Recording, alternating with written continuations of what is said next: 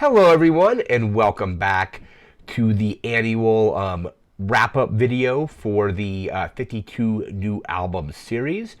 So, in this episode, we're going to just go through all the albums I listened to this year as part of this series. So, again, 52 albums that I had not heard before.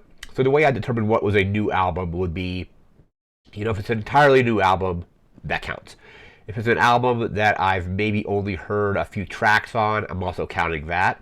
So some of these albums was maybe familiar with, some of the hits from that album, but not the entire album. So those counted as well. And these were albums that I listened to all from start to finish throughout the year. So this is basically just recapping all those 52 different albums. After we go through, I have a slideshow here, so we're going to be discussing those albums. And we'll then go through. I have some spreadsheets I made that just have some graphs showing like the different decades and genres. So let's get the slideshow here started, and we'll just start with album number 1. So first new album this year as part of the series was Megalomania by Aqua. So their third studio album, and there was a huge gap between this one and their second album, which was Aquarius.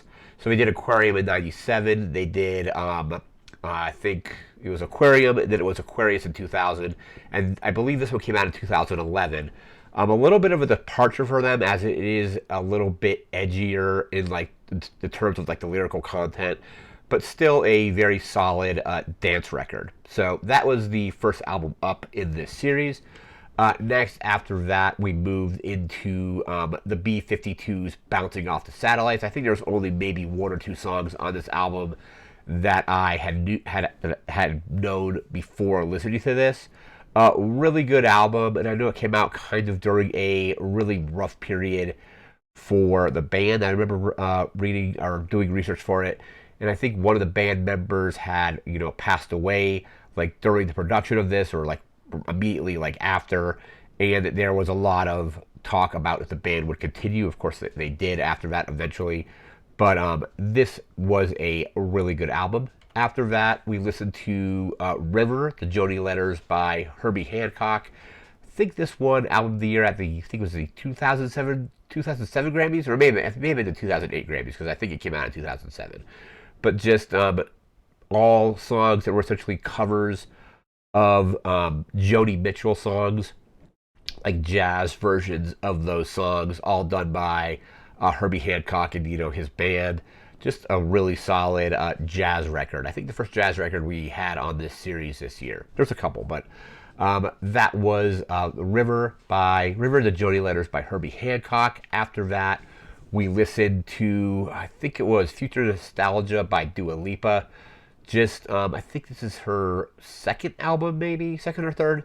I actually recently picked this one up on vinyl, but it has just a very solid retro. Like I love that it's called Future Nostalgia because it has a futuristic sound to it, but it's also nostalgic at the same time. Just a really good record from her. Probably my favorite one of hers overall. I think now at this point I've listened to all of her studio albums, and this one is, I think, definitely my favorite. After that, we moved into a little bit of funk with Parliament, and this was Funkentelechy versus the Placebo Syndrome. So obviously, Parliament with like George Clinton and all that. This very first, I think, like funk record on this series. It might actually be the only funk record on this series that we did. But this was something new, completely new to me, which I don't think I had heard any of the songs on this album. I would probably most likely have heard maybe samples taken from it for like other musicians, like hip hop musicians. Maybe Dr. Dre used some samples from this. But this was Funkentelechy versus the Placebo Syndrome by Parliament. After that, we moved on to Eat to the Beat by Blondie. So I think there's a couple tracks on this one that I was already familiar with. Hadn't listened to this album like in its entirety up to this point. Really love Blondie. Great, just kind of pop rock. Like Debbie Harry is an amazing singer. This one has some classic tracks on it from them. I think Union City Blue is on this one and some other ones. But just a great album from them, and one that I hadn't heard before. So after that one, we moved into Bon Iver and For Emma Forever Ago. Listened to a couple albums from, basically I think it's a one-person group essentially.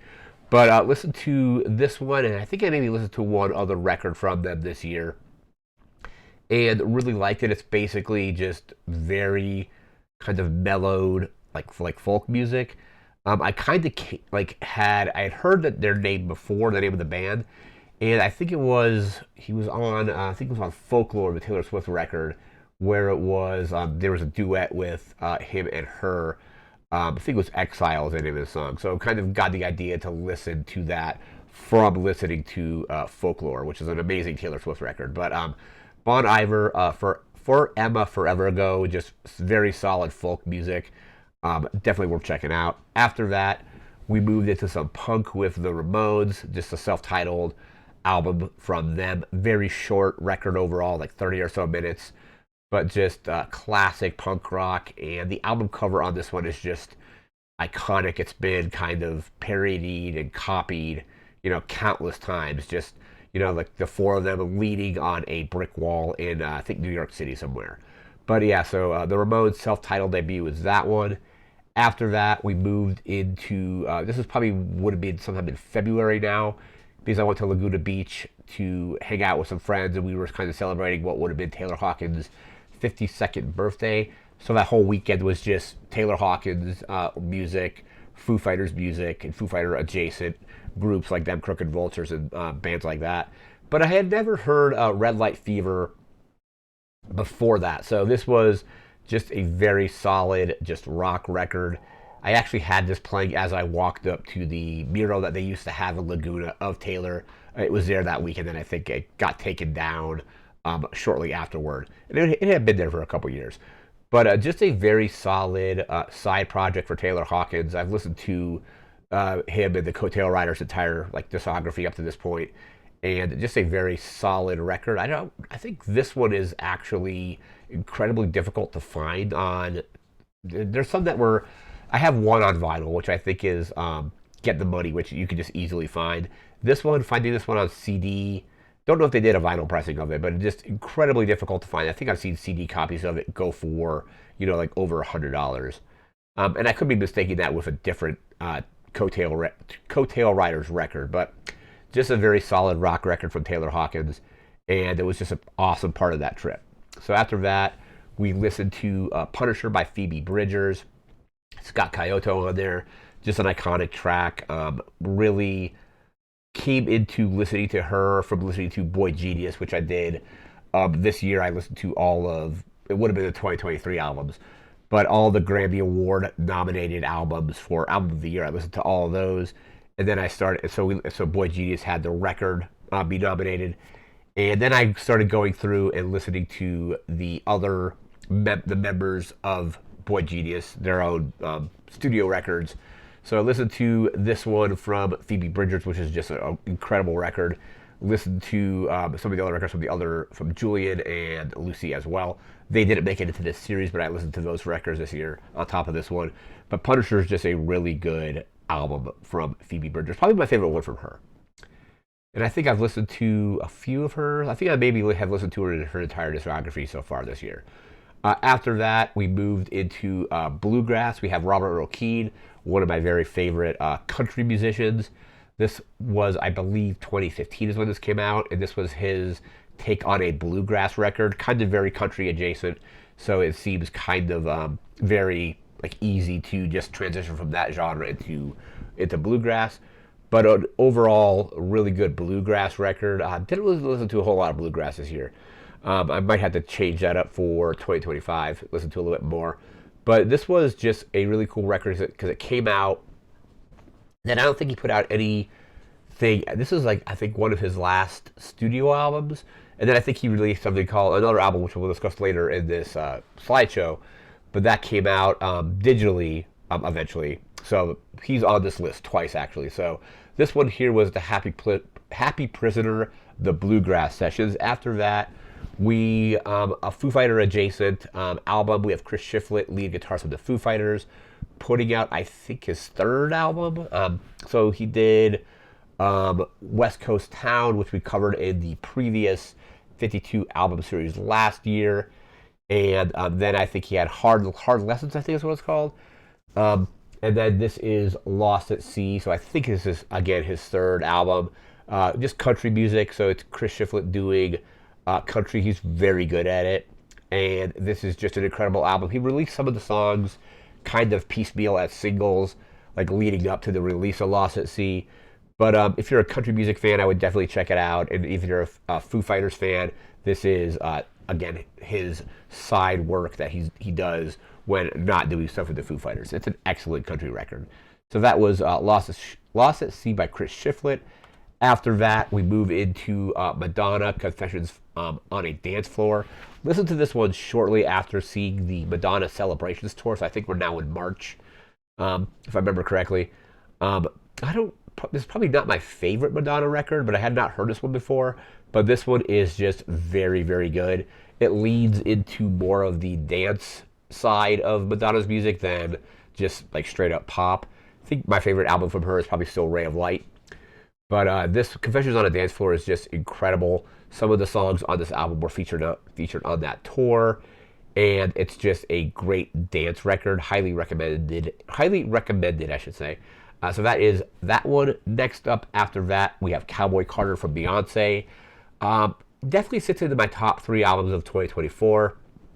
Around, like, definitely we'll talk about them a little bit later in this slideshow, but we have Charlie XCX on that list as well as Billie Eilish.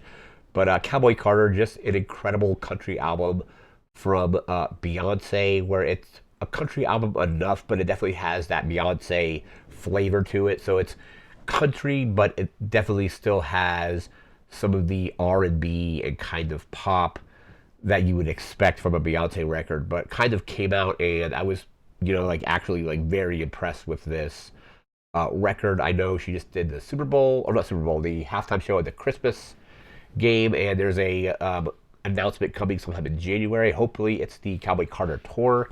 Don't know if she's going to be coming by here for that, but I'll definitely check that out if she does. But Cowboy Carter, one of the best albums of the year, and another just insanely solid album from Beyonce.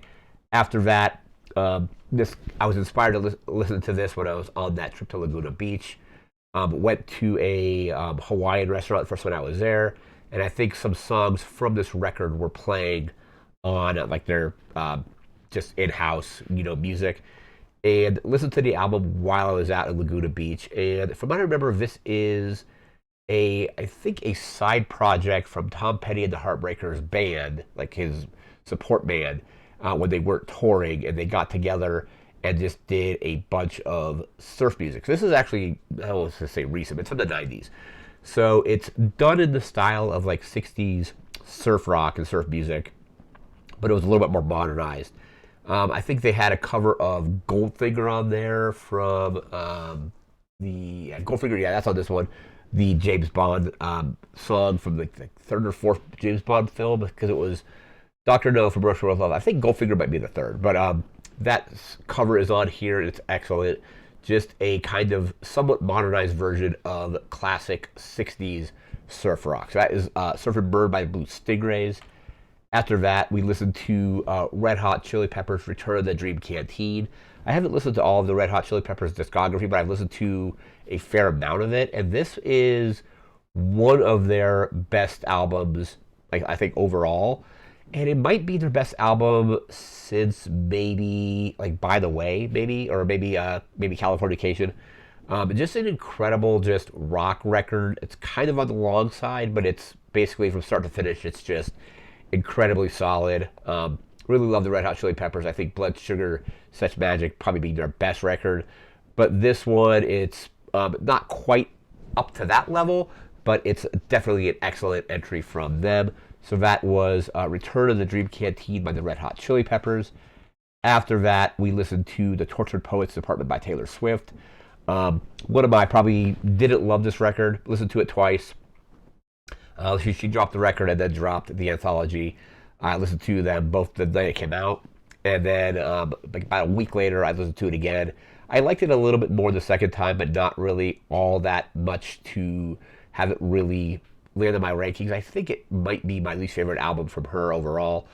Um, there's like again two halves to it. The anthology half is produced by Aaron Dessner from the National, much better than the first half. But even the songs on that second half get very repetitive.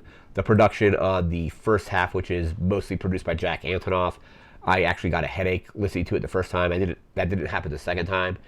But not one of my favorite albums of the year. Not my least favorite, but just overall, I liked Midnight's more, and I still think like Folklore, Red in 1989 are probably my favorites. This one I think is a pretty big misstep in my opinion, but didn't love the Tortured Poets Department. After that, we move into a film score, which is done by Trent Reznor and Atticus Ross.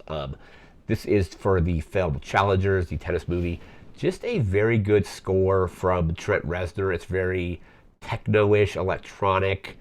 It fits like there's one like the one main, I think it's called like Match Point is the name of the song on it, where it plays during I think like the final like tennis game of the movie, and it just the album on its own is just really good. If you watch the film, it makes it even better. So I would recommend seeing the movie and then listening to the soundtrack because it complements the movie perfectly. Like the intensity, like the raising intensity of like that one song during the final match, just get like as the stakes get raised, the song just goes harder and harder and harder. It's not like hard edge like industrial like you would expect from Nine Inch Nails. It's a little bit more on the, like I said, like a little more on the techno, a little bit more on the kind of like electronic side of things, but doesn't have like kind of like the hard edge that like the Nine Inch Nails usually does. But just an overall amazing film score and kind of made an exception. I think this is the only film score on this list, but put that in here just because it is an excellent album on its own as well. After that, we jumped into some No Doubt. So love No Doubt. Hadn't listened to their entire discography, but put on Rock Steady. I think this is their. I always consider Tragic Kingdom to be a debut, even though I think that's technically their third. So that's their third. So you go two other albums: Tragic Kingdom, Return to Saturn, I think is what it's called. And I think this is their fifth. But it has Hella Good on there. Hella Good is just an incredible no Doubt song. And I didn't know initially that Pharrell Williams, I think, produced the kind of background music, the background instrumental for that song until I saw the, I think it's called Piece by Piece, and it was the Lego movie that was a Pharrell Williams biography because they actually had Hella Good playing in that movie. And they also had, I think, a little bit of Holla Back Girl as well. But Gwen Stefani was in the movie as like a Lego minifigure doing an interview about working with Pharrell Williams. And I think that was on at least one particular track on this album. But Rocksteady is just an incredibly solid album from No Doubt. I know they got back together for Coachella this year. Hopefully, if they stay together and take it on tour, I would definitely go see No Doubt. Just can't afford to see them at Coachella. But after that, we listened to Lana Del Rey with Norman Effing Rockwell. Just a brilliant album. I was vaguely familiar with Lana's work up to this point, but had never really listened to an album of hers in full. Like I was familiar with like Summertime Sadness and Video Games and like Born to Die, stuff like that. But didn't really get into her collection until just this year. And I've listened to all of her albums, like her entire discography this year. And I think this one is my absolute favorite. Like this one, Ultraviolence and Ocean Boulevard are probably my top three. But this is just an incredible album from her. I even made a playlist that was just called like Lana Del Rey Chill, which is just like some of her more chilled out songs, and it's like very relaxing. A lot of songs on NFR on that playlist. But this is just an incredible album from her, highly recommended. Probably my favorite album from her as well. And I picked this one up on vinyl recently as well. So that is Norman Effing Rockwell by Lana Del Rey.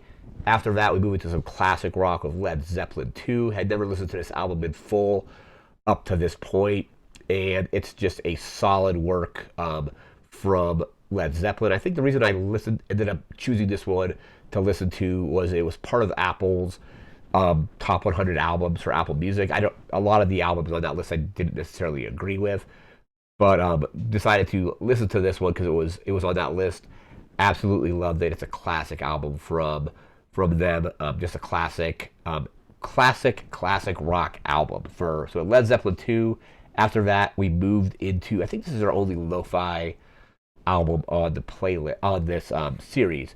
It's the Glow Part 2 by the Microphones. Again, not familiar with them at all. I was looking to get into lo-fi music. I listened to a few lo-fi albums this year, and this one showed up on a lot of like just best lo-fi albums lists. I think it was like a 2001 album. Um, but just a very solid, kind of chilled out album. Reminded me a little bit of like Neutral Milk Hotel, and there too. I think there's like On Avery Island and In the Airplane Over the Sea. Kind of similar in like production to that, where it's lo-fi production with just kind of like somewhat like basic instruments. I know like there's like classic lo-fi, which is kind of like the just lo-fi beats, but this is just lo-fi produced. Overall, just an incredibly solid album from them. After that, we moved into the Beastie Boys. This was an album I hadn't listened to from them. I think I've listened to pretty much their entire discography at this point, beside this one. But this is The Mix Up, and it's an entire album of Beastie Boys instrumentals. So just almost like hip hop meets jazz in a way, because like there's no lyrics to any of the songs. They're not rapping over any of it. It's just all instrumental. Just an incredible album from them, just showing kind of, just it's hip hop beats, but it's all instrumental. Incredible. So that is The Mix Up by the Beastie Boys. After that, we moved into Formentia 2 by Metric. I'm a big fan of Metric. I think I have all their albums on vinyl. I bought this one when it came out, but hadn't got around to actually opening the vinyl until whenever I did listen to the album for this series. And it's really good. It's a really good kind of like, I think I put them in just the rock genre or alternative at least. This is incredibly good. I think I like the first Fermentia just a little bit more. I don't know where I necessarily rank this in their discography overall. I have a really soft spot for Fantasies and for Live It Out, even though I don't think Live It Out is a lot of people's favorites. I really love Live It Out. Grow Up and Blow Away is probably one of my favorites as well. But Fermentia 2 is incredibly solid. So that is Fermentia 2 by Metric. After that, we moved into, I think it's After Hours by The Weeknd. Surprised I hadn't listened to this album before. This album is incredible. It's basically like kind of new art or neo, what do you want to call it, neo R&B. Just an incredible album. I think this is the one that got completely snubbed by the Grammys, and he decided, like, basically, like, at that point, not to even submit any of his work to the Grammys anymore. But yeah, After Hours by The Weeknd, incredible album. After that, we listened to Brat by Charlie XCX. Just an incredible album. Probably my album of the year if I had to choose right now. Charlie actually is on this list twice, essentially for the same album, but not the same album. This album, it's not incredibly long, so I was able to listen to it all on a commute to work when it came out. Just incredible electro pop dance music. Like I even went to it was a Sweat tour with Troye Sivan, her and him were on a tour together. It was just an incredible experience. A lot of tracks from Brat were played at that show. And this is just, I think, like, like, it definitely captured like the zeitgeist of like the entire summer. There's a reason they called it like a Brat summer. Just an incredible album, and I think at this point probably my album of the year if I had to pick. After that, we moved into let me see. This is Queens of the Stone Age, In Times New Roman. I think it came out in 2023. Big fan of Queens of the Stone Age and Queens of the Stone Age, and hadn't listened to this album before this year. So listened to it, and it was a lot of fun. A great, just like hard rock album. I think there was a gap between when they put this out because I think Josh Homme had some health issues come up and things like that. I think they also had to cancel a bunch of dates like earlier this year, and I think those dates have been rescheduled. But really love Queens of the Stone Age. Probably my favorite album from them is Songs for the Deaf, but their entire discography is solid, and this is a solid addition to that. After that, we go back to some jazz. We have Chuck Mangione and Chase the Clouds Away. I don't think the song is on this album, but I don't see that. A reason I remember watching a clip from Doctor Strange. I think the song is "Feel So Good." I don't know. I think that is on maybe a different album, but I could be mistaken. But this is just an incredible jazz. I think a flugelhorn player Chuck Mangione has a great discography, but this is the album I chose from him. I listened to a few of his albums this year. I actually own this one on vinyl. But just a great jazz record. After that, we go back to Robert Earl Keen. So Robert Earl Keen on the list twice. One for Bluegrass Sessions and then second for Western Chill. So Western Chill initially I think was only released as like a physical like vinyl, maybe CD. I think it was definitely a vinyl release. And it had like an art book in it, like I think like a graphic novel that kind of explained the story, but it was never made available digitally until this year. So I remember just like wanting to listen to some Robert Earl Keen one day, and I saw like there was a new album out, which was this album, and then I kind of made the exception to do to include him twice on this list. Kind of broke that exception because Charlie XCX is on the list twice as well. But this is just a very solid country record. Again, probably my favorite country, one of my favorite country musicians, if not my favorite country musician, is Robert Earl Keen. I've seen him live, like how many times? Twice up there, and then twice. Yeah, so I think 4 times overall.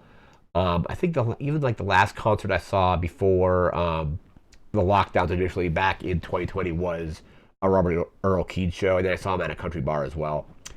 Just an incredibly solid country musician, and this is no exception there. Don't know where I rank this in my I think A Bigger Piece of Sky is probably my favorite record from him, but this one's very solid as well.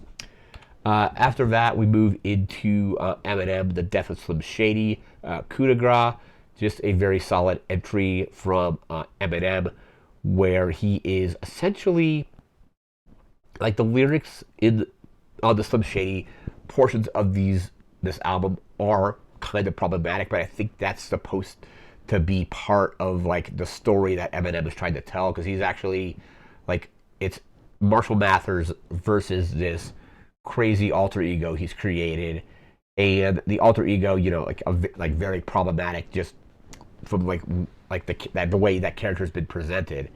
And it was just like a really cool, interesting experiment to see basically a back and forth between Eminem and Slim Shady, obviously same person, but from like different perspectives. Just a very solid hip hop album, and I really enjoyed listening to this. And I hadn't listened to an Eminem album for a while up to until this came out, but really liked it. So definitely Slim Shady is really good.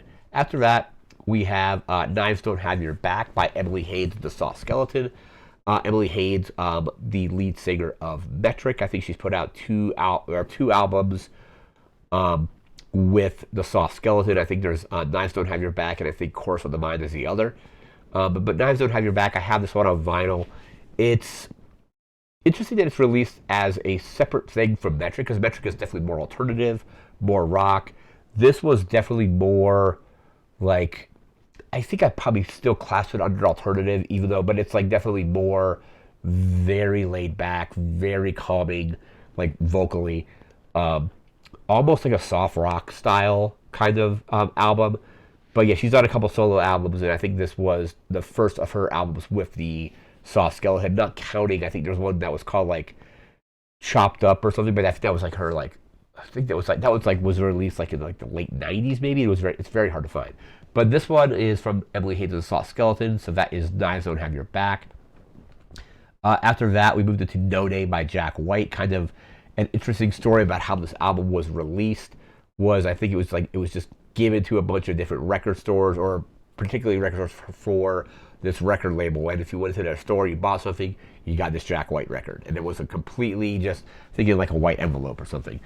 But overall, just a solid rock record. Almost feels like 70s rock. Just incredibly good. I'm actually going to be seeing Jack White next year. I have tickets for that. It's going to be really interesting. And I think it's going to be a lot of fun. But yeah, No Name is an incredible album from Jack White. I highly recommend checking that one out. After that, we move into Light Me Up by The Pretty Reckless. Pretty Reckless is a band formed by Taylor Momsen, former actress turned musician, probably most notably in I think How the Grinch Stole Christmas. Not a huge fan of that movie, but this is a just solid rock record. I think this is their debut, and they've put out a few. I've only listened to this one so far, but just a very solid kind of rock album. And she performed with I think like the remaining members of Soundgarden and some other Seattle-based musicians at the Taylor Hawkins tribute concert back in 2022, the one I went to in LA. So that's kind of what inspired me to listen to some of the music from her own band. So that is Light Me Up by the Pretty Reckless. After that, we have The Rise and Fall of the Midwestern Princess by Chapel Roan. Came out in 2023. Just an incredibly solid pop record. Picked this one up digitally, burned it to CD so I could bring it to work and play it on my office CD player. But just kind of a very meteoric rise to fame. This album came out and it kind of just immediately blew up. Just a lot of very just solid pop records on there. Like, even though it didn't come out in 2024, there was just a lot of, between like 2023 and now, just a lot of very solid pop records coming out. We'll be getting to more of those a little bit later in this slideshow. But that is this album by Chapel Roan. Next up after that, we had, speaking of the kind of pop star, pop music of this year kind of doing very well, we have Short and Sweet by Sabrina Carpenter. It's like some like very short record, but it's basically pop, very solid pop music all the way throughout. We have like songs like Please, Please, Please and Espresso. Jack Antonoff producing some of those as well. And like I said, I think in the video, I don't know what video I said this in, but there was something about Jack Antonoff getting just incredible work out of pretty much everybody he works with, in my opinion, except for Taylor Swift. So I think it's probably a Taylor thing, not a Jack Antonoff thing. But he produced some of the songs on this record. Overall, just a very solid pop album. After that, we have, I think this was F1 Trillion by Post Malone. I'm not a huge fan of Post Malone to begin with. I like a few of his songs, but this was his kind of entry into country music, and I was actually quite surprised with how good it was.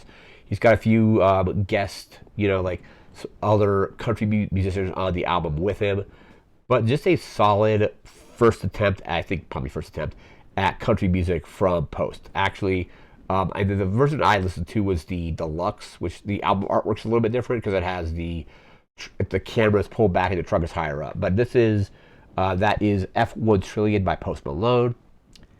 After that, we had Imaginal Disc by Magdalena Bay. I haven't even looked at the list. I'm coming up with these names like kind of off the top of my head. But I remember seeing this on Reddit, and people just saying how incredible an album it was. But a lot of the posts weren't even mentioning the name of the record. So I had to download the image from Reddit, do a reverse image search to find that it is this album by Magdalena Bay. Again, probably falls into the pop genre. Overall, just very solid pop music from them. Incredible overall. Really liked it. And then listened to, I think it was called Mercurial World, which was their first record. So I went back and listened to that one as well. They're both incredibly good. After that, we have Miles Davis in, I think it's A Silent Way. So I think I class it under jazz because it's a Miles Davis record, and it still is, in my opinion, a very solid jazz record.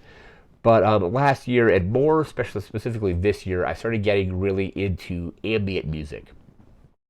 And there was a lot of discussions on one of the ambient music subreddits about this particular record being almost like a proto ambient record, where it is a jazz record. You can definitely hear the jazz kind of instrumentalization and things like that, but it is more ambient in the way that you would think that when you kind of think of ambient music. So just a very solid experimental album from Miles Davis. Next up after that, we have 143. I think that's what it was called, by Katy Perry. Didn't love this record. Probably out of all the albums I listened to for this series in particular, probably my least favorite. It was a little bit on the shorter side, which was good because the album is just very it's very generic. Like it's just very generic pop music. Nothing particularly stood out about it. It, like a lot of people said, it was kind of like sounded like it was written by AI, which I don't necessarily know if I agree with that, but it definitely just felt like very just overall like I think generic is like the only way I could really describe it. It just didn't have anything that really stood out. It just felt very like standard, I guess. So probably my least favorite album was this album by Katy Perry. After that, we listened to Busy Head by Noah Kahan. I think there was a big music festival. I think it was in Connecticut around this time, and I went through like the performers list. I didn't go to this festival, but saw that Noah Kahan was playing there. I said decided to jump in and just chose this record. Very good, essentially like folk rock style album. That's probably the best way I can describe it. Really enjoyed it. It kind of reminded me of a little bit of like Bon Iver in some ways, but I think folk is where I kind of categorize this one. I'll have to see once I actually get into like my spreadsheets a little bit later. After that, we had Jackson Browne's Running on Empty. A little bit of classic rock, almost like soft rock style. Reason I listened to this was I remember when I went out to lunch and Running on Empty, the song, the title track was playing, and Running on Empty is just an incredible, incredible track. And then listened to the rest of the album shortly after that. Interesting thing with the album is it was recorded at like just a ton of different places, like on the road, like in hotel rooms. Some of them are live performances from shows.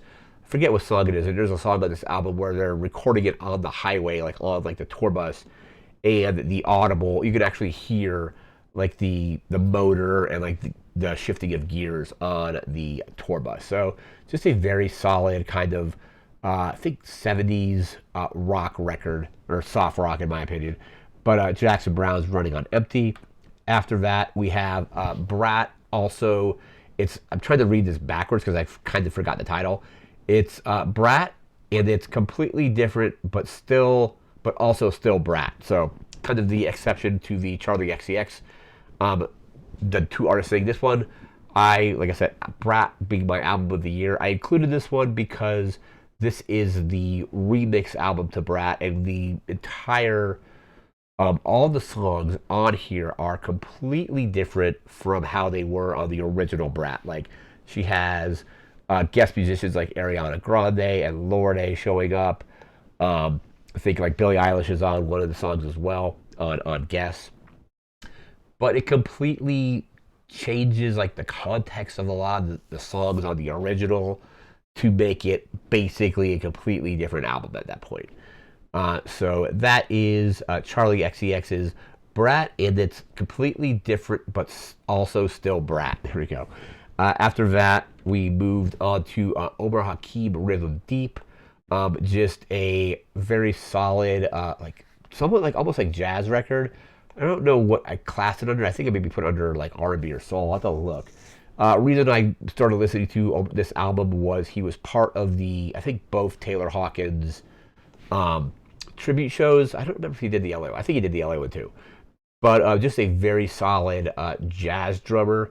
And this was, he's mostly on other people's records, like session musician or just doing his own thing kind of thing. This was, I think, one of his only albums where it's, I think, it's his album. So listen to this one. It's incredibly good. It's worth checking out. After that, we had Tears for Fears' Song for a Nervous Planet. Kind of a little bit of a weird album where it's 4 new tracks, and then the rest of the album is a live album from one of their more recent concerts. The new songs on the album are pretty good, but I really love the classics that are on the kind of the live album portion of this record. They came under some fire for the cover being obviously AI. They could have probably just done that themselves without using AI. But overall, I think this is a very solid record. I wouldn't call it a studio album just because it's only got 4 new tracks on it, but it's definitely a very solid live album. After that, we have speaking of another live album, we have The Killers live from the Royal Albert Hall. Absolutely love this one. Sorry, excuse me. I think this came out in 2009 or maybe 2000. I forget the year, but it's got a lot of their standard classics. Probably my favorite song on there is all the things that I've done where it's like, I've got soul, but I'm not a soldier. So just a very solid live album from the Killers. Sorry, excuse me again. After that, we move into some metal. This is Ice Nine Kills the Silver Scream.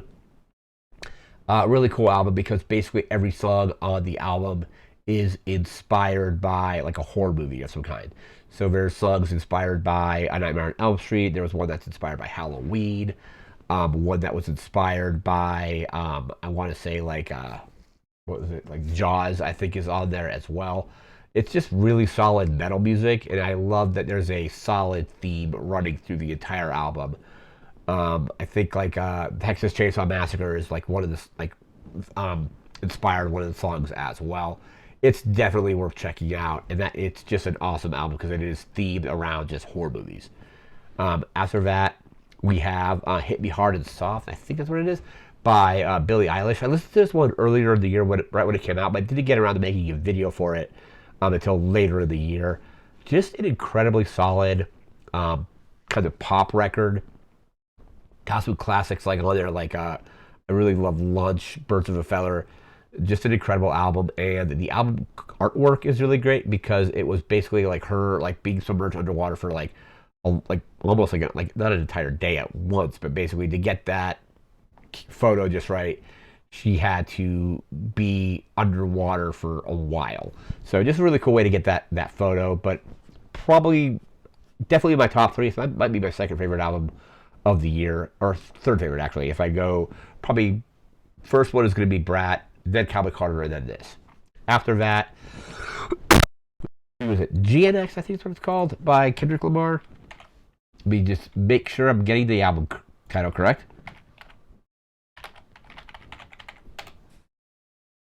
Yeah, GNX. That was correct. All right, cool. So GNX by Kendrick Lamar kind of came out of nowhere. Kendrick had just an incredible year with like Not Like Us coming out, his whole thing with Drake.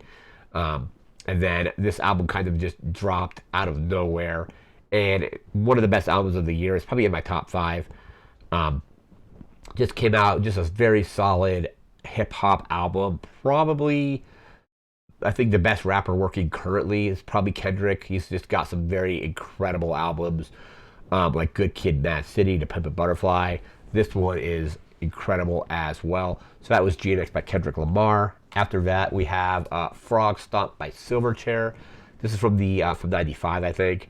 Didn't really listen to a lot of Silverchair back when they were kind of together and when this came out on MTV, just because I think back then, I think in the video for this album, I discussed just, like how much I was listening to Foo Fighters, Alanis Morissette, and Garbage at the time, that I didn't really get the whole lot of time to listen to Silverchair. Just an incredible album from them. They were just 15 or so when this album came out, I think, or they were basically just teenagers when they made this record. And keeping that in mind, it's for 15-year-olds or however old they were, it's an incredible album. After that, we move into Kuss. I think this is Blues for the Red Sun. Again, one of the former bands of Josh Homme before forming Queens of the Stone Age. And I don't think he's the vocalist on this, but he does a lot of the guitar work on it. And it's just a very chilled out, vibed out kind of desert rock album. And you can definitely see the influences of this album in Josh Homme's other work with Queens of the Stone Age. A lot of it kind of has that same vibe. So that was, again, Blues for the Red Sun by Kuss. After that, we have Copy and Paste by Garbage. This was their Record Store Day exclusive album this year. Don't have it just yet, just because I'm still trying to find it for a decent price and not pay scalper prices on eBay or anything. But this is, it has one brand new album, which is their cover of Love My Way by the Psychedelic Furs. But it has a lot of their other covers on it as well. I had to kind of create my own playlist version of it because the version that they were allowed to release digitally is kind of an abridged version. And I think it has all of their covers on it that were done under their Stud Volume record label. But a lot of the covers, or several of the covers from their older record label, weren't included. And they even, I think Shirley Manson posted something about there being kind of distribution issues with probably like related to like the rights to the songs as their covers from maybe one of those other record labels or whoever owns the rights to some of the songs they were covering. So I kind of had to create my own like playlist for it. But there is an abridged version of it that you can listen to on streaming. So I would recommend doing that. It's a really great collection because it's really cool to have all these covers that they've done in kind of one collection or one playlist, I guess, until I find the actual physical copy. After that, and finally, we have Escort. This is their self-titled debut, and it's essentially, like I said in the video for this that we posted somewhat recently. This is basically modern-day disco, so just a lot of various disco beats and disco kind of like influences in a modern setting. I think this came out in 2011. But this was just an incredible album. I haven't gone back and listened to any of the other stuff just yet, but I plan on listening to more of their stuff in the future. Because that was this was just basically a genre that I don't think gets a lot of attention nowadays. But I mean, you know, disco was huge back when it was out. But it was just really cool seeing a modern take on that genre. That is going to do it for this part of the video. We're now going to flip over and just take a look at some other graphs for the various genres and things like that for this video, or for this series. We'll be right back with that. All right, so we're now just back here in Open Office Calculator. This is where I have my spreadsheet for the various genres. Got a little graph over here.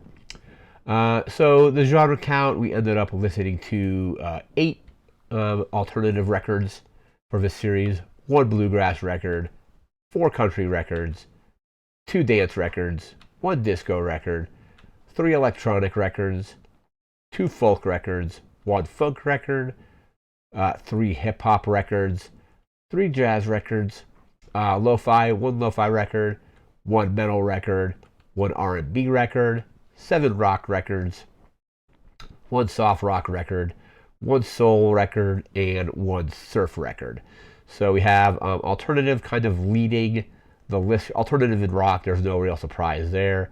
We have just like the 1 bluegrass, the country records here, and then all the way through. So dance, disco, electronic, folk, funk, hip hop, and jazz having the same, with 1 of each for lo-fi, metal, and R&B.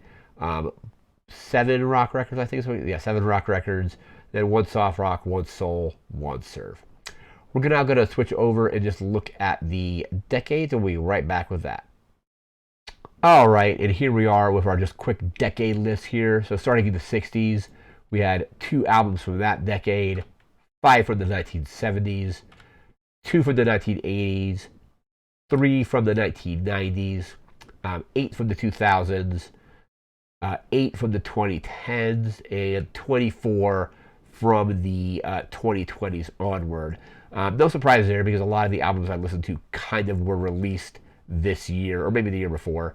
So 2020s clearly ahead with 24 records there. Just a couple from the 60s.